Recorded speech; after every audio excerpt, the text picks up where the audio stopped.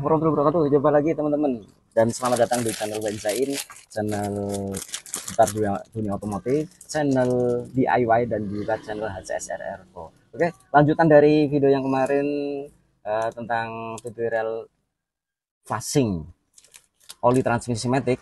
Kali ini adalah tutorial penggantian filter oli matic ya.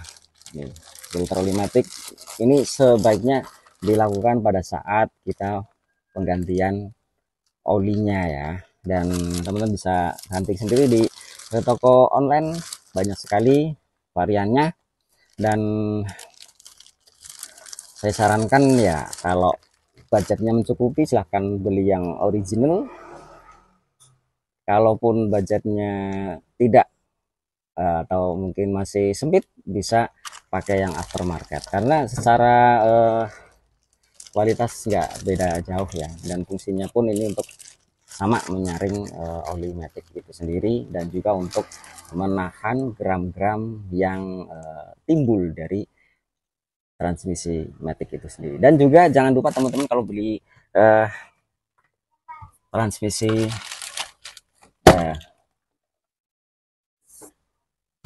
filter matic juga, teman-teman saya sarankan beli sekaligus dengan sealnya ya, dan saya sarankan sealnya yang berbahan karet, karena kalau yang berbahan seperti karton itu dia itu hanya sekali pakai ya, dan prosesnya dia harus pakai sealer ya, pakai sealant ya, itu agak berepotan ya.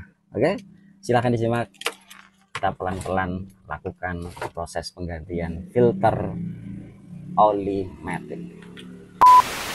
Ya teman-teman, yang pertama kita kerjakan adalah kita tap dulu untuk oli transmisinya ya. Kita ngolong dulu di bagian bawah ini, ada baut tap oli maticnya. Dan menggunakan kunci 14 kita buka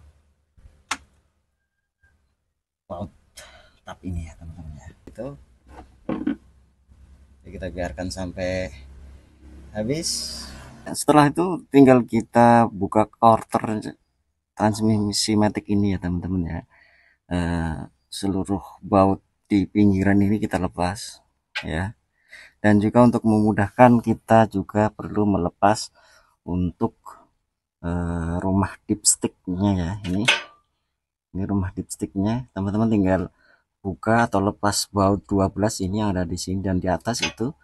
Nah, ini rumah yang di atas ini nanti untuk mempermudah dalam proses pelepasan quarternya. Lanjut kita buka quarternya. Ini dia teman-teman, setelah quarternya kita turunkan, ini posisi filter maticnya ada di sini. Kita tinggal lepaskan 4 baut, 1 2 3 4, kemudian tinggal kita pasang dengan filter oli matic yang baru ya. Sangat jelas ya teman-teman ya. Nah ini teman-teman, tadi filter udahnya setelah terlepas ya, kita bisa lihat di sini juga semuanya ya, tuh ya, sudah ada endapan lumpur ya, nggak tahu ini lumpur apa. Kalau kita lihat di olinya, memang secara visual untuk olinya masih warna dasarnya masih kelihatan ya.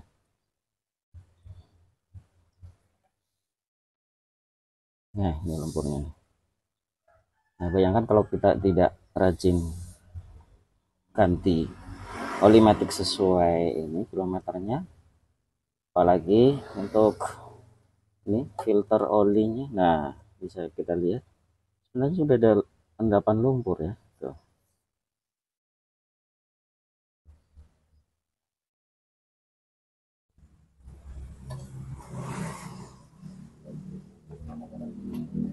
Ini saringannya ada di dalam ini, dan kalau kita lihat ini sebenarnya kalau kita buka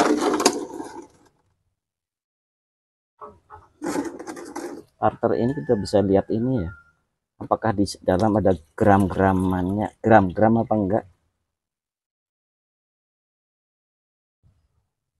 Nah ini teman-teman bisa kita lihat nih, karena di dalam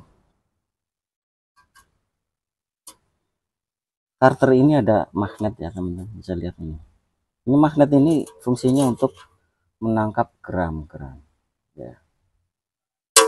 Kalau kita lihat memang sih belum begitu ya, adalah ya ini ya, ada gram-gram ini,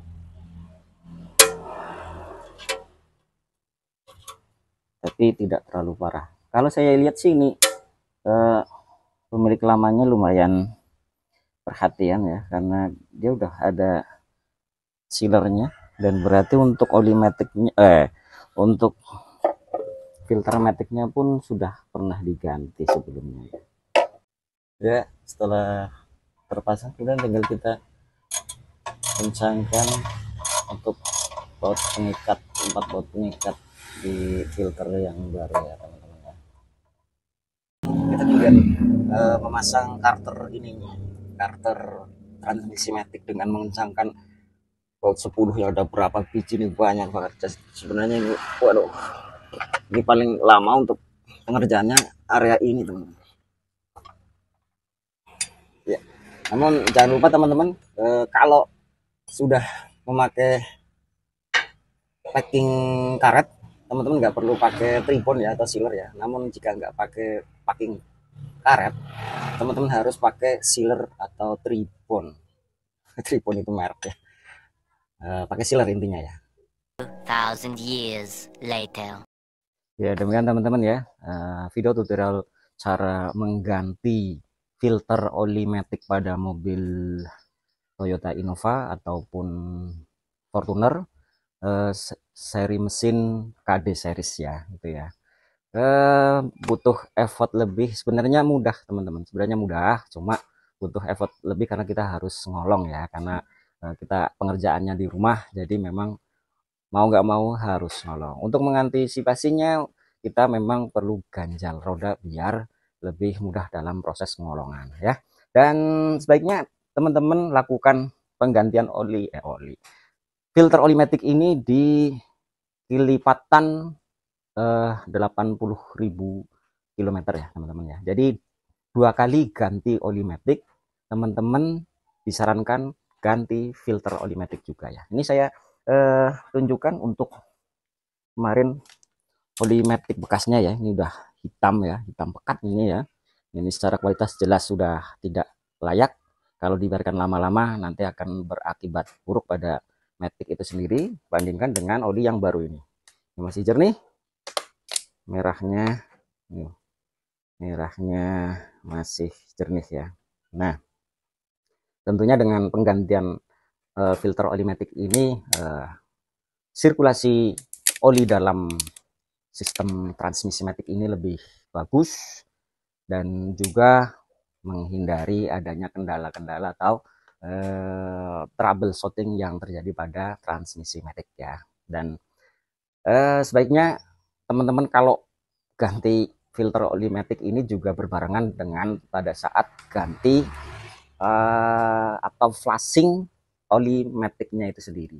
Video tutorial untuk penggantian oli maticnya secara flashing atau dikuras itu silahkan teman-teman bisa diklik di kolom deskripsi ya, di situ ada linknya, tutorial untuk cara flashing atau kuras total oli matic pada transmisi matic Innova ataupun Hilux dan Fortuner ya.